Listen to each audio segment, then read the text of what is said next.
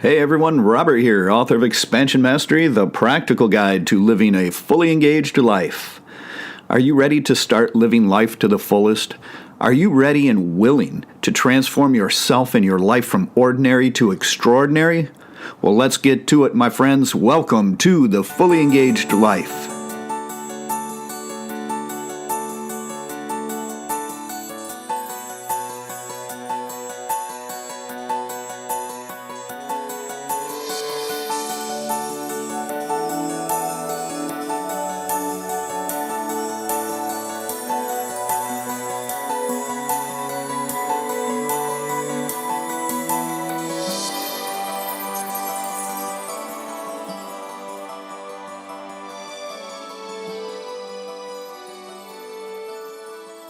Welcome back to the show, everyone. In past episodes, I've addressed a great deal concerning the mind. So I'd like to take a moment and discuss the actual organ of the brain, as well as its role in spirituality. The brain plays an important role that's commonly overlooked or misunderstood in so many so-called spiritual systems. Yet the importance of the brain can even be seen in the symbolism of ancient Egypt. Now, most people have a tendency to be right brain dominant, especially now in this information age.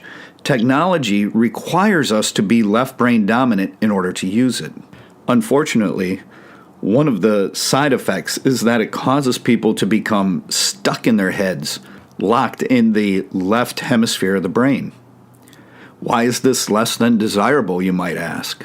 Well, let's look at the characteristics of each hemisphere of the brain in order to better understand. Understanding these characteristics of either hemisphere of the brain allow us to look a little more deeply into our personality, into why we do what we do, and the reason for the way we tend to be.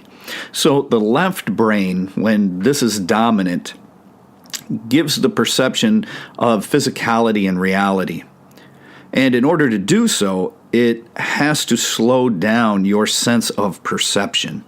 So this is why, like in martial arts, we tell people, oh, it's too slow to think in a fight. You don't have time to think in a fight. Because the left brain is this type of thinking, and it causes your perception to slow down, so your response time, your reactions are slower.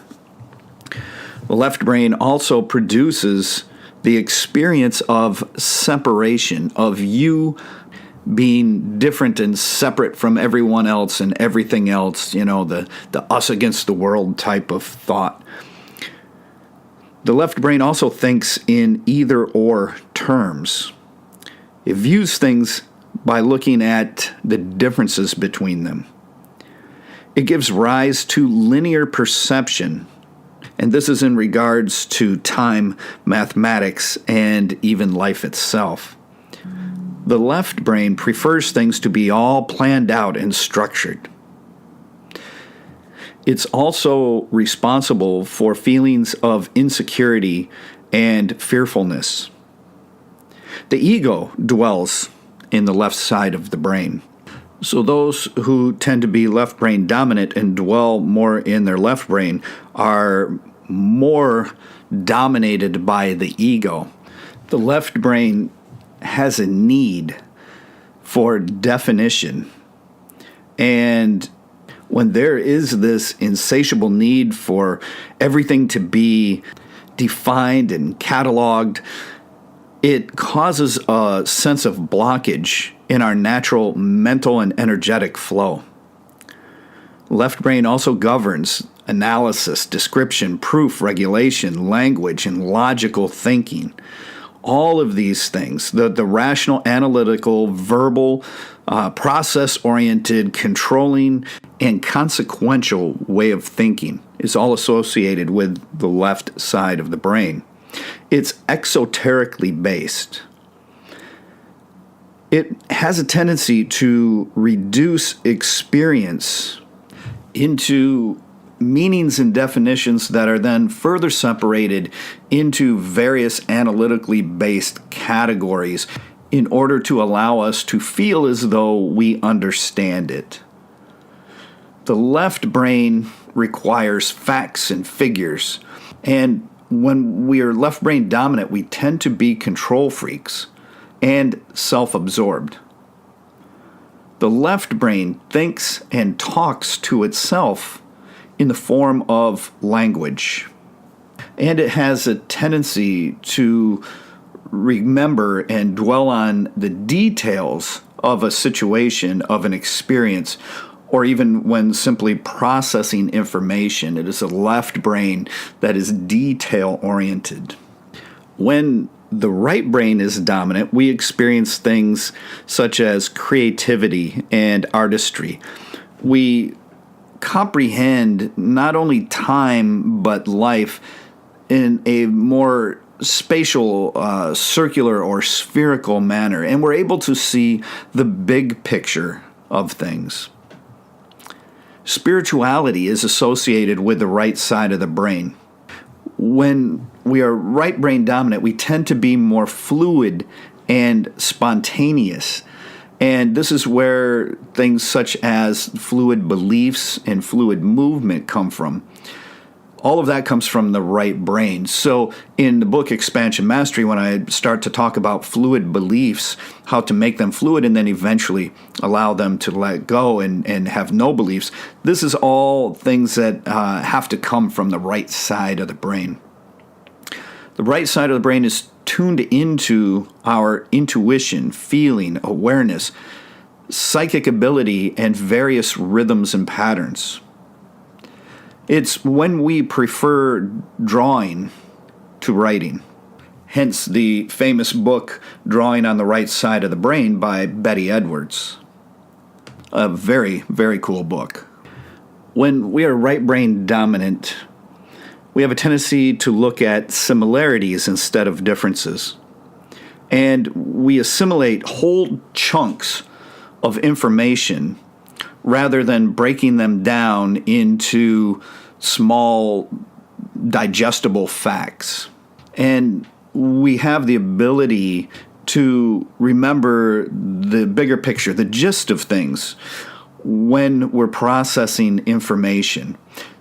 We have a tendency to find common sense and freedom of thought when we are right-brained. It's more esoterically based. And the right brain responds to nonverbal instruction better. It prefers to be shown. Right brain dominant tends to offer us a sense of being intuitive, creative, actual, spatial, and by spatial, either spherical or circular in nature. We see things non-linearly. There's a sense of compassion, non-rational. The ability to see the big picture and interpret body language instead of listening to the words someone says. And this also has to do with the overall experience, where we can actually engage in an experience without the brain breaking it down into these little pieces so much and analyzing the entire thing. We feel it, we experience it as it is. This is also sometimes where we lose track of time and our sense of self when we're doing what we enjoy doing, because it's usually something artistic or creative. All of these things are characteristics of being right brain dominant. From the list of these characteristics I've just shared, it should be incredibly easy and undeniably evident as to which hemisphere of the brain you spend the most time in. Yes, we absolutely need and we use both sides of the brain. And we have a tendency to switch back and forth from one side to the other very quickly in an unconscious way. But people tend to spend the majority of their time being left brain dominant. The key in spirituality is to be consciously aware as to which side of the brain we're in at any given point in time, and eventually have the ability to consciously control and choose which we need for any particular task, and the ability to easily activate it. As with most things, especially the mindfulness practices, What we are trying to do is to bring the unconscious into our conscious mind where we can then interact with it, experience it, and work with it. When we engage in particular tasks, such as those requiring complex cognitive function, we actually use both sides of the brain as we engage in contemplation between divergent and convergent thinking. What we do in spirituality is to make this, just like many other unconscious mental activities, conscious instead of unconscious. When this becomes possible, we can consciously choose to remain in the right brain as a dominant side if we desire. And when doing so, we can live a more spiritually based life. Becoming more right brain dominant is necessary for us to truly grasp and understand many of the aspects of our practices in spirituality. And the same even goes for any of you that are studying martial arts out there. If you study a martial art that is not a sport, then one of the things that you will find inherent within the teachings of that program through kata or some other device, they will have it planned out to help you become more right brain dominant. One way this is seen is by having you perform the movements of a kata on the left side of your body. When you're using the left side of the body dominantly, then that's when you're activating the right side of the brain, right? So the left side of the body of physical action is governed by the right side of the brain, and the left side of the brain governs function on the right side of the body. So just by the nature of being right side dominant, a person is going to be more left brain dominant.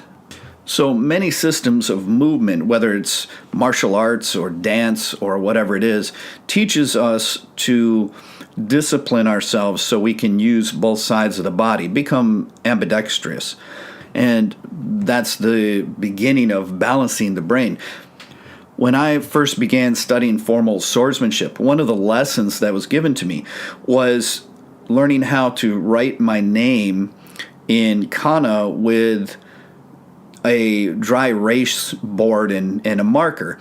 And what they did is they had me write my name in kana, in Japanese, on this dry erase board. And then I had to do the same with my left hand. And I had to keep repeating that until I could get as good or even better doing that on the left side. So I could write with my left side even better than the right. And now, when I cut with a sword, when I'm doing what's called tameshigiri, when you're doing the test cutting on cutting tatami or bamboo, I can actually get even better cuts when I'm holding the sword in a left-hand dominant way. It's very cool. So we see this in many different systems, especially those requiring movement, but it is also in the spiritual practices where we are engaging the brain and the mind more directly. This is all part of the spiritual journey, to shift from being caught in the left brain most of the time, held prisoner there because we don't know any better. We can then spend more time in the right brain, consciously making that choice. This is generally the first step on the spiritual path. Then, once we make the transformation from being in a left brain dominant state to a more right brain dominant state, that's when we have a tendency to seek to create the balanced brain, which over time allows us to use the entire brain instead of merely one side.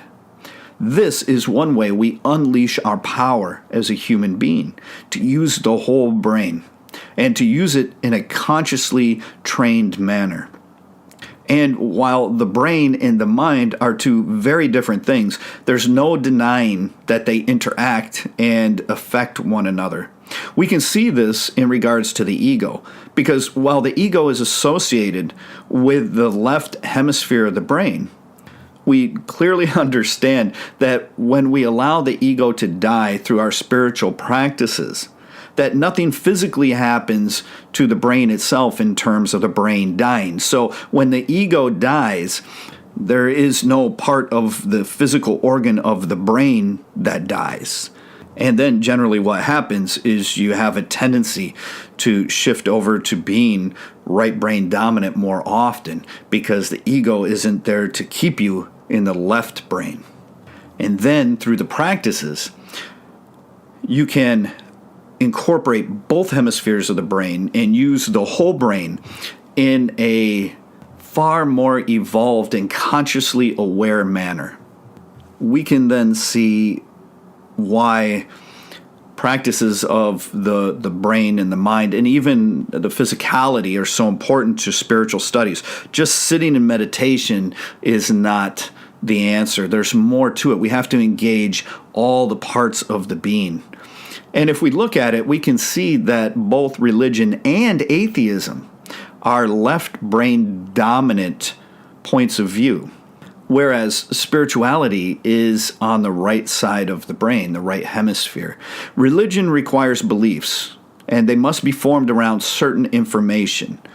This is all processed on the left side of the brain. Likewise, atheism also requires certain beliefs to be formed around information, again, handled on the left side of the brain. And with atheism, the beliefs that are formed are the beliefs of non-belief, but it's still a belief, right? If we look at it, as crazy as that sounds, it's still a belief. And that all requires a left brain dominant activity. But we can see that spirituality affords us the ability to be free of beliefs as we rely more on the deeper sense of knowing, drawing from the direct experience as a whole, instead of that which is learned through external means and broken down into little digestible chunks.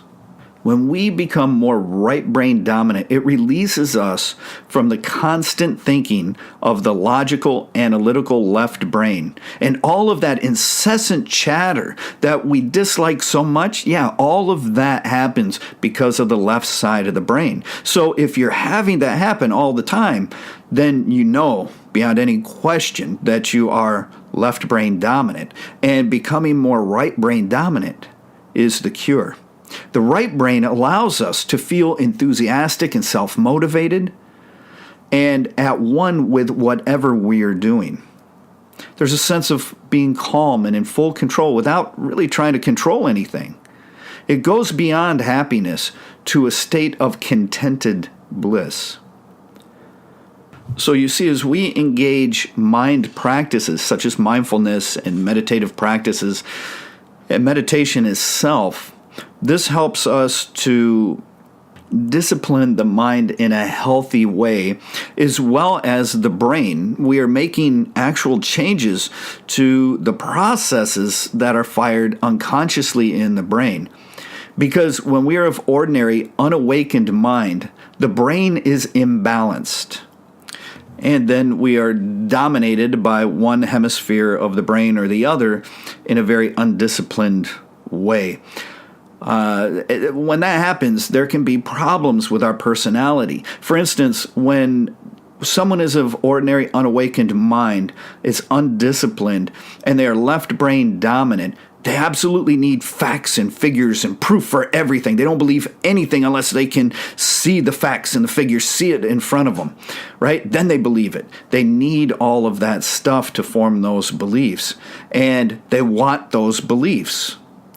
They're also usually control freaks, trying to control everything in their life, control themselves, trying to be safe and in control all of the time. And in so doing, they become very self-absorbed, or as we call it, egotistical.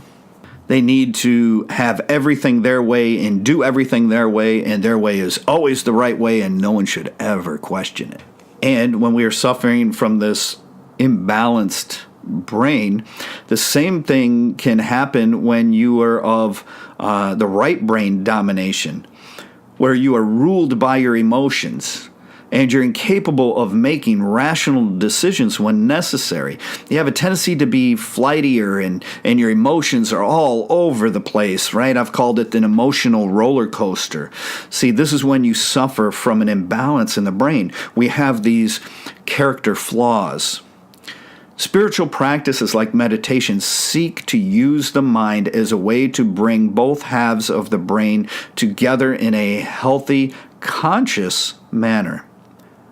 This is seen through the practices that allow us to gain control over our emotions. See, so we engage in these practices so that while we become more right brain dominant, we don't suffer the imbalance of this emotional roller coaster thing or all the others that can take place. See, all of the things we're doing with the mind help us to condition and make changes so that when we are right brain dominant, it can be in a very healthy way, and then allow us to create this incredibly balanced state with the brain and the mind. Once we attain that, then we can do things that are beyond the mind, such as no mind.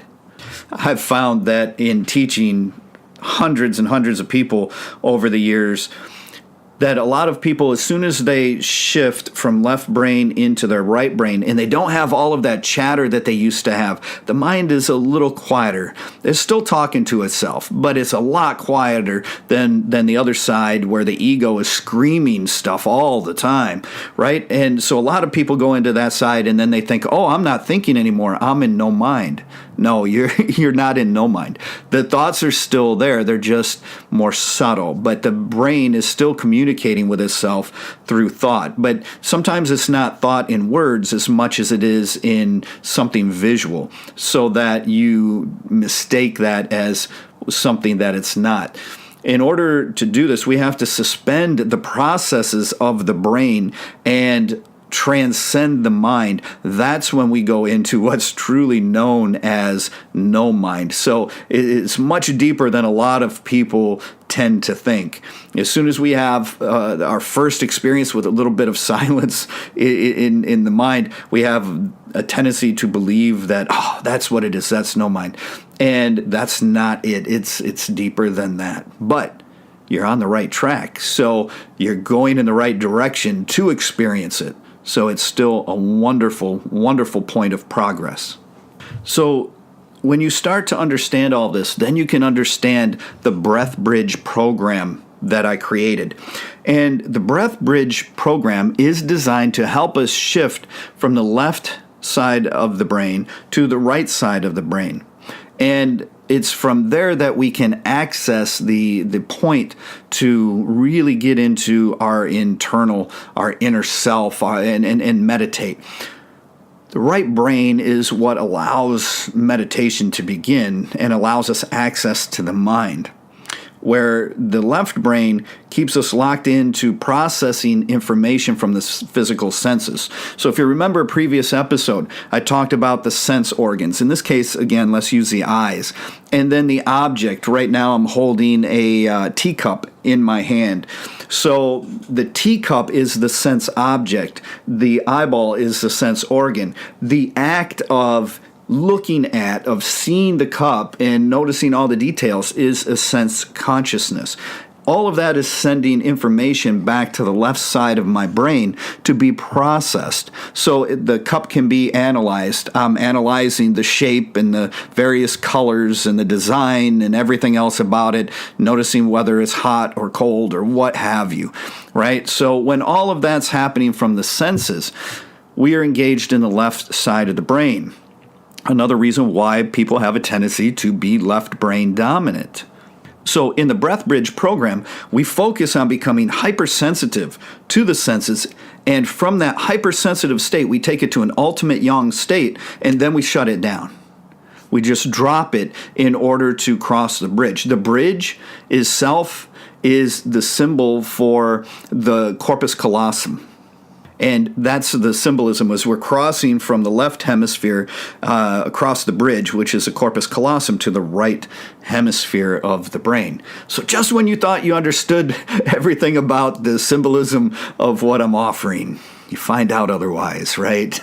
A lot of depth to this stuff, and I love it. It's fantastic. So the silencing of the mind and the inner stillness itself then is another way that helps us access the right side of the brain, and holding that in a meditative practice or meditation itself keeps us in that state of being right hemisphere dominant. So now you understand yet another function of the Breath Bridge program that I put out and why that process is so critical.